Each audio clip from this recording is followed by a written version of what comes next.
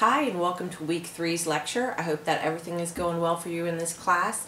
If you're not understanding anything or need help, just send me an email and I will get back to you as soon as possible. This week we're going to start with learning about modeling the climate. And excuse me, when we look at modeling the weather that meteorologists do, they're trying to take into account what temperatures we'll see, whether there's going to be precipitation. There are a lot of moving parts that have to go into modeling the weather, whether it's a one-day forecast or a 10-day forecast. And there's uncertainty in those. So we're going to look at modeling the entire climate, and we're going to see what we can do well and then where we're going to have larger uncertainties that are then going to project into future models of climate. So the climate system, as we know, is concerned with much larger period of time than our daily weather. A description of our climate, we look at over averages of temperature, of precipitation.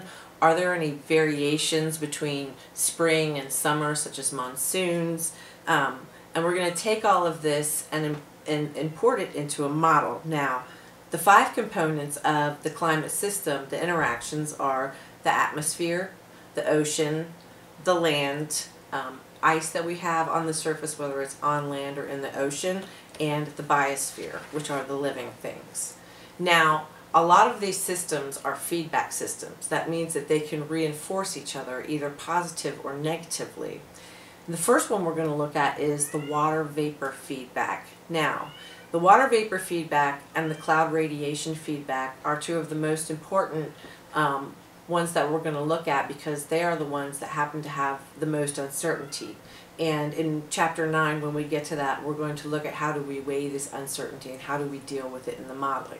So anyway, water vapor feedback, when you have a warmer atmosphere, you can have more water vapor coming up. It will hold more water, and then as it condenses, it will release this latent heat, and then the precipitation happens and it starts all over again. So the warmer the atmosphere, the more moisture you can hold, it tends to increase the temperature in the atmosphere. The second is cloud radiation feedback. Now, incoming radiation from the sun, the clouds actually send some of it back out into space, so it doesn't reach the Earth's surface. So therefore, it reduces the amount of excuse me, energy that's available within the system. The other thing that clouds do, though, are they act like a thermal blanket, because water vapor is a very strong greenhouse gas. So when the heat comes up into the atmosphere, it tends to absorb that heat and keep the temperature warmer. There are other properties about clouds that affect how much heat they give off, things like the temperatures of the clouds, how tall they are, how thick they are, even their reflective properties, which just indicate how much light will bounce off of that cloud and go back into the solar system. So this is a second form of feedback that we're looking at. The third is the ocean circulation feedback, and this will affect the climate in 4 ways. The first is that the ocean and the atmosphere are coupled. So the ocean heats as it gets hotter, it heats the atmosphere, and the atmosphere and the winds are the main driver for oceanic circulation. So you can't have one without the other when you take them into account of modeling. The second is the ocean possesses a much greater heat capacity than the atmosphere. You can excuse me, put a lot more heat into the ocean and it will only have a very small temperature rise as compared to the atmosphere. The third is the internal circulation within the ocean redistributes heat across the world. And then the fourth is when we look at ice. And we talked about the albedo effect, where if you have a dark surface like asphalt, it will absorb the heat. And if you have a light surface like ice, it will generally reflect it out into Earth. And about 650 million years ago, it's thought that the ice on the Earth's surface reflected back so much energy that it caused the world to go colder, and eventually the whole Earth was covered in ice. So that was the negative feedback. When we do these models for climate prediction, we really have to model and evaluate these feedbacks adequately to make sure that we can take in as many variables as we can. So how are these incorporated into the models? First is cloud radiation. If we looked at, excuse me, if we looked at modeled clouds from the climatological record, we would look at factors like condensation, freezing. We would look at factors about their radiative properties, so we can evaluate the atmosphere overall energy budget that as it's changed by clouds. Now, I will say this a lot during the class. The greatest uncertainty in climate modeling is the cloud radiation feedback, because there's so much question into what causes clouds over even a short period of time. Modeling what can happen to them in the future, if the earth warms or if it cools, it is going to be one of the things that we have the least certainty about, because climate changes will exacerbate any change in excuse me, clouds. So we'll talk about that, and we're definitely going to deal with that in chapter 9. Now, we need to look at ocean circulation, and we have to model ocean circulation. If we look at the salinity of the oceans, the more saline it is, the more dense it gets, and the less saline it is, the more it expands. So if we have ice, and a lot of ice is taken up into glaciers, then the ocean as a whole is going to be more salty, and as a result it's going to be more dense. If we're at a time where we are right now, where a lot of sea ice is melting, it's actually diluting the salt in the ocean, and that's going to affect the ocean circulation patterns as well. So those are things that we have to take into account for modeling. We have to look at the interface between the ocean and the atmosphere, because we have exchanges of heat and water here.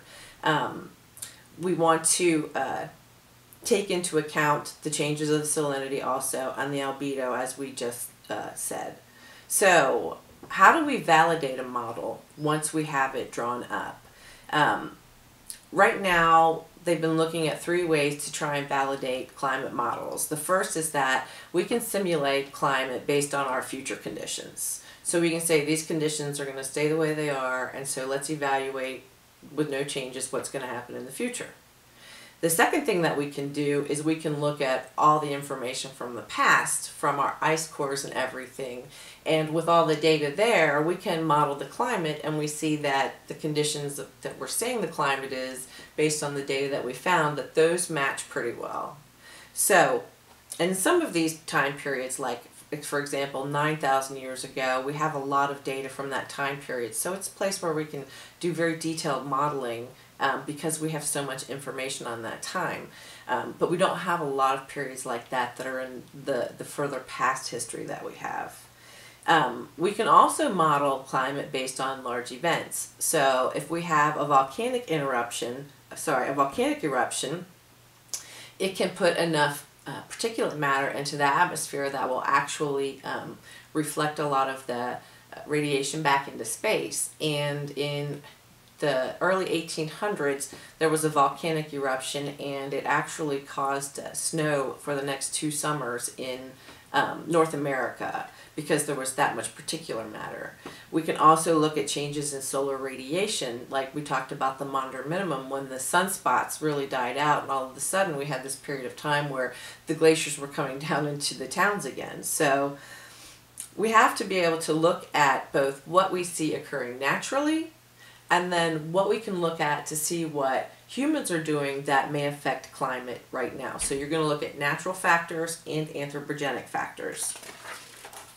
So if we look at both of these, we need to find a plausible explanation for the observed temperature changes that we've seen over the last 50 years. But what we know is that there have been very few volcanic eruptions. Sunspot activity has been basically the same.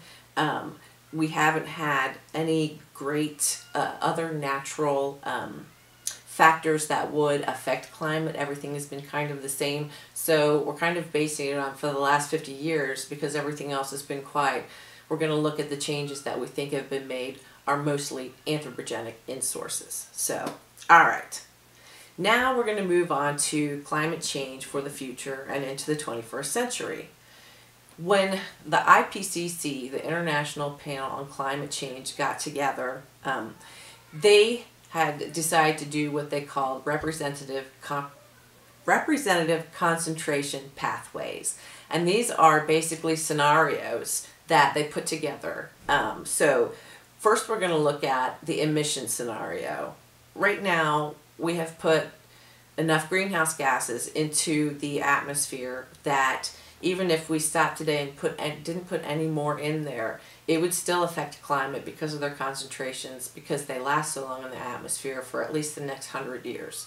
So even if we stopped everything today, that would still be in place. Well, the question is, for the future, will we be emitting more greenhouse gases? By 2050, they think the population of the Earth will be 9 billion people.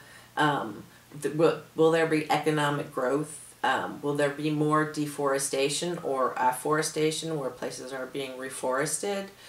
Where are we getting our energy sources from in the future? Will it be from coal-fired power plants that can emit CO2 into the air, or will it be through wind energy, which would cut out those emissions? So we have to take a whole bunch of things that we don't know, and we have to do different pathways for them so we can say, okay, this is kind of our minimum, as in if we stopped everything today, and then this is our maximum, as if we, triple our CO2 concentration. So they take those things into account in the modeling.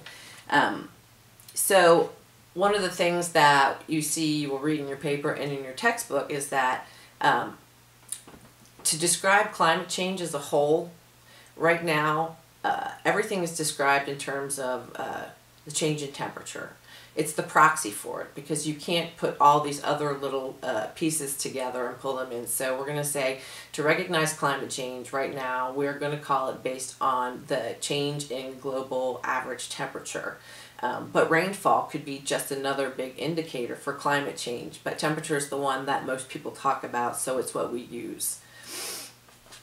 All right, so the world, we're looking at global average temperature change, and we know that climates are vary regionally. So what we're looking at as a whole is we're going to have to look at regions slightly differently to see what we think that can happen there. Like, they've modeled ocean basins, they've modeled land masses. There are a lot of subsets of data that we can work with. Right now, generally land areas are about 40% warmer compared to the global average. Places where you have deep ocean mixing, like the currents that go from off North America over to the UK, because they carry warmer waters there, even though they're at a latitude that's higher, it keeps the climate more temperate. So those are important. Right now, we're looking at, based on how much water the atmosphere can hold and release the latent heat, to see what temperatures we're looking at. One thing that they've measured, though, is that as you can hold more water in the atmosphere, as the atmosphere heats up 1 degree centigrade, it will be able to hold almost 7% more water, which will go right into that feedback loop that we talked about earlier.